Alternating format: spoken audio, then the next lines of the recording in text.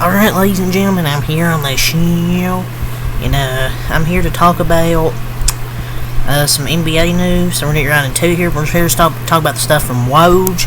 We'll get through this stuff first, the free agency, latest free agency signings, and we'll get to some stuff from NBA Central as well.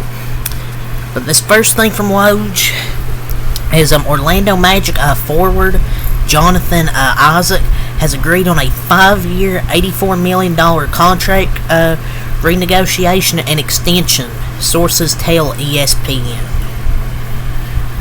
I mean, he's okay. I mean, he wasn't hurt last season. He actually stayed relatively healthy last year.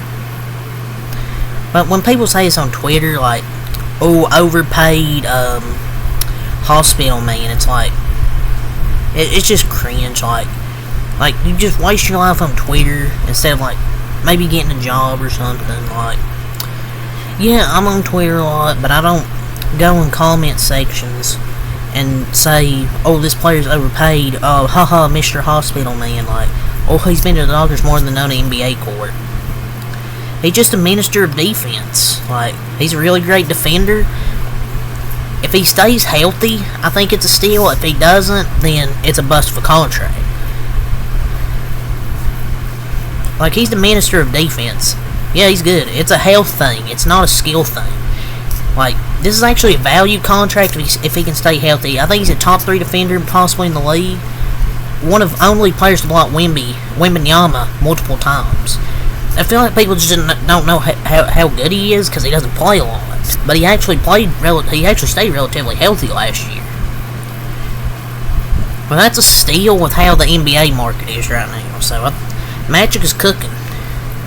$42 million a year isn't really, or it's not $42 million, but it's $30 million.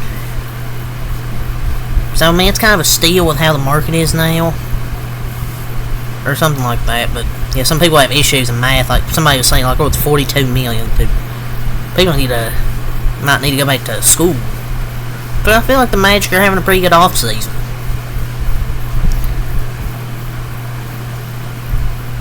So, hopefully their offense improves, because that's what they need. Free agent forward Xavier Tillman has agreed on a 2-year deal to return to the Boston Celtics, sources tell ESPN. Tillman averaged 5.3 points and 3.9 rebounds per game last season. He was good for the Grizzlies, and he's really just a bench player with the Celtics that plays some.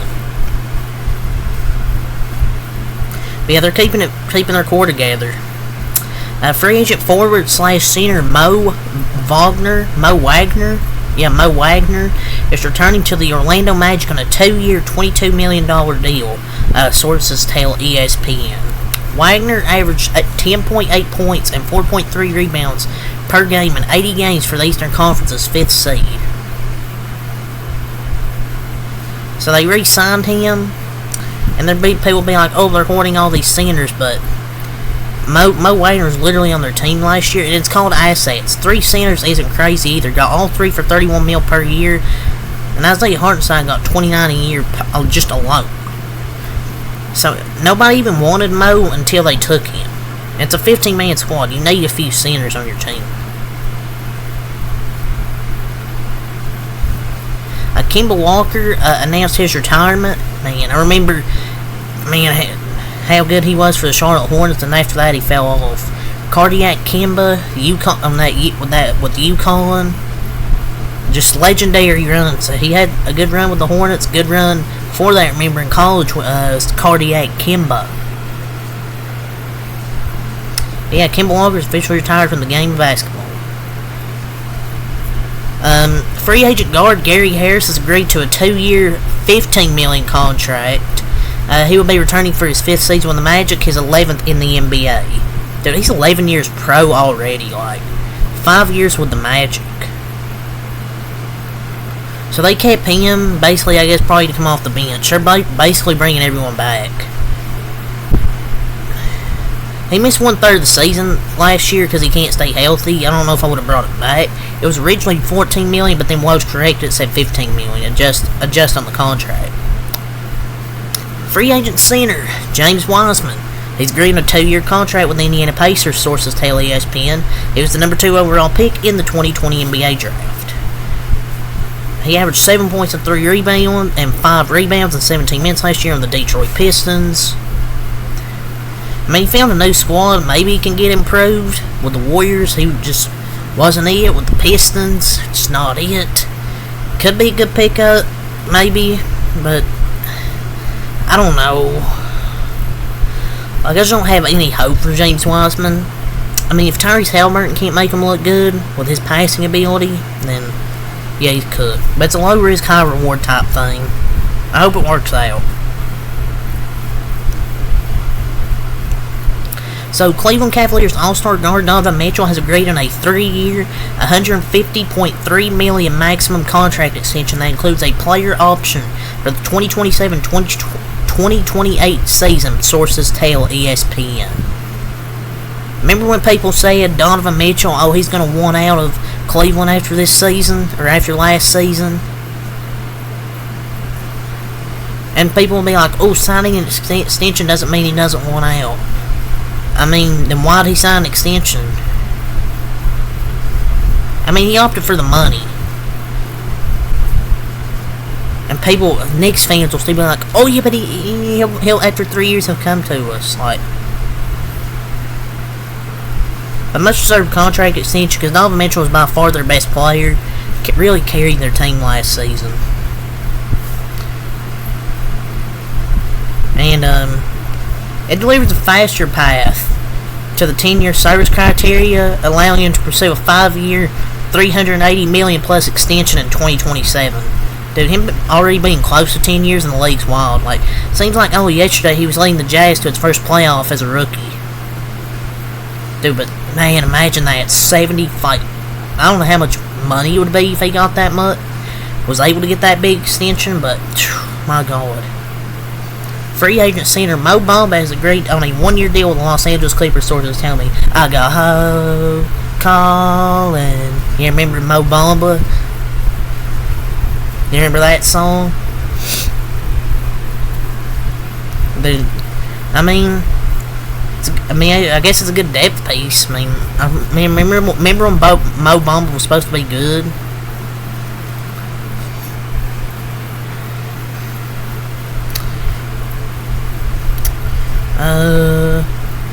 So the sign and trade that happened between Golden State, Dallas, and Charlotte, a sign and trade is done. Yesterday, sources tell ESPN Dallas will send 2 second-round picks to Golden State, source says. And look, as a Warriors fan, I was kind of pissed because I'm like, and they're sending its own 2031 second-round pick in the deal. We're 7 years into the future, man. Like, it's stupid. We got 2 second-round picks. You know, I wasn't expecting to get much for Klay Thompson, but 2031 second-round pick Mike Dunleavy is ruining my glorious franchise, a team I've watched since 2015 when I was 9 years old. Yeah, that was a little Lando when he started watching basketball. When he started watching the Warriors, Steph Curry, Klay Thompson, Draymond, young Klay, Draymond, Curry. And now Klay is a Mav. It's just like, oh man. What are we gonna get in 2031? A fucking teenager that's gonna be trash? Draymond and Steph, they'll probably be pissed in the Mike Dunleavy's office. Man. But yeah, whatever. Wasn't expecting to get much for Klay Thompson, but a 2031 second round pick, like, Jesus, man. Garrett Temple's return to the Toronto Raptors 1-year deal. Yeah, good for you. Who cares, buddy? Colin Gillespie, a 2-way deal with the Suns. Yeah, who cares, buddy? The free agent center Goga Beyonce is returning to the Orlando Magic on a 3-year, $25 million contract, sources tell ESPN. And a nice pick from Woj with like 180 pixels. Goga Beyonce was pretty solid last year. He was forced to start earlier in the season, and the Magic went on a huge win streak. And he's not asked to be a starter. Also, 500 record for a third-string center is pretty damn good. People just didn't watch him play.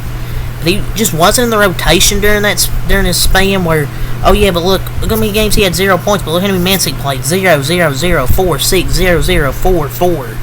Like, he just didn't play enough in the rotation.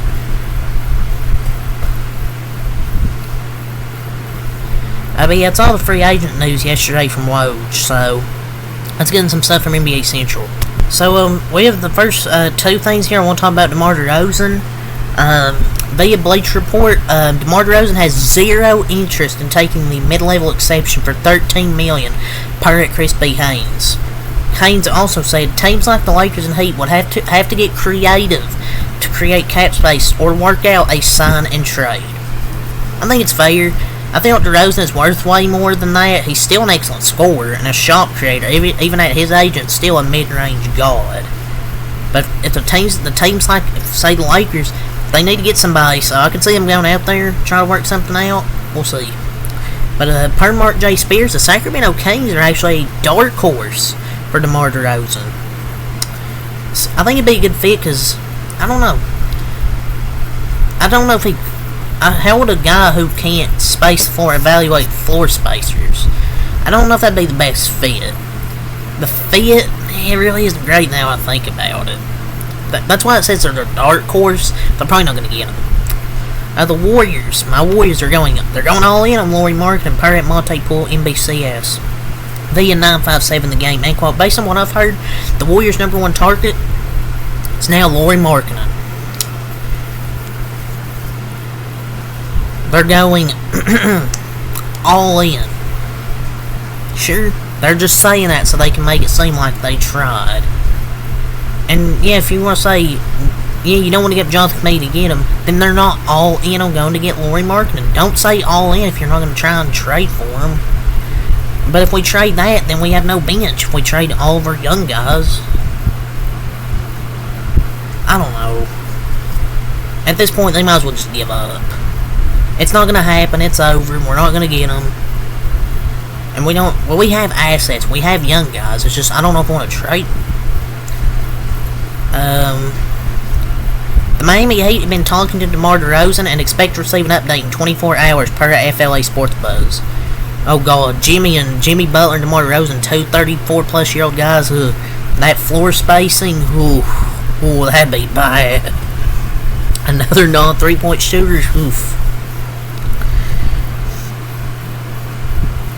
The Bulls are open to helping the Lakers facilitate a sign and trade for DeMar DeRozan per at KCJ Hoop. The Lakers' interest is genuine, and the Bulls are open to sign and trade possibility. Sources confirmed that any sign and trade would have to be for at least 3 years and at less annual salary than DeRozan wants.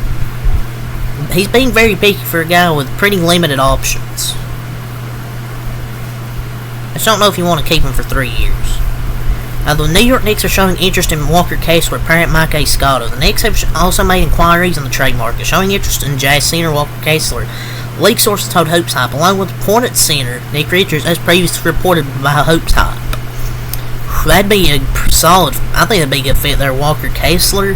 They might have a plan. He's very solid. He's a very solid big and a good replacement for Isaiah Hartenstein. Philadelphia 76ers are still loading up and are now showing interest in Dorian Finney-Smith. Per Mike Escotto. Sixers have exploratory interest in trading for Nets forward Dorian Finney-Smith. Who uses words like exploratory? League sources told Hoops Hype, but nothing is considered imminent. I mean, he could be a good bench guy for him. The Pelicans are the latest team to show interest in Lauri Markkanen per Mike Escotto. I'll probably do a second NBA news after I upload this one, because there's a lot to talk about. Executives believe the Jazz will either find another star to pair with Markkanen in an attempt to compete at a higher level, or trade Markkanen while his value is at its highest, and retool the roster in an attempt for future long-term sustainable success. The Warriors, Kings, Spurs, Timberwolves, and Pelicans are among the teams who have expressed interest in trading for Markkanen, league sources told Hoops Hype. So that's the latest on him. The Miami Heat are showing interest in DeMar DeRozan. We've already really talked about that. They always express interest, but they never get players. The Warriors were unwilling to trade Jonathan Kuminga for Paul George, per Ramona Shelburne. I mean, I get it. You can say, oh, this is why the dynasty is over, but why would you want to trade a young guy of Kuminga for an old 34-year-old Paul George? Kuminga's going to be better soon, so I understand it. Michael Thompson admits that he's disappointed that Klay didn't join the Lakers. I'm not feeling too much in a congratulatory mood. Interesting response from his dad. Klay Thompson told Steph Curry not to demand that the front office pay him. Interesting. Spurs expected to start Chris Paul, and PJ Tucker's most likely to play his last game as a Clipper. Oh. But yeah, that's all I gotta say for this NBA news. I'll do a second one here in a few minutes. Peace.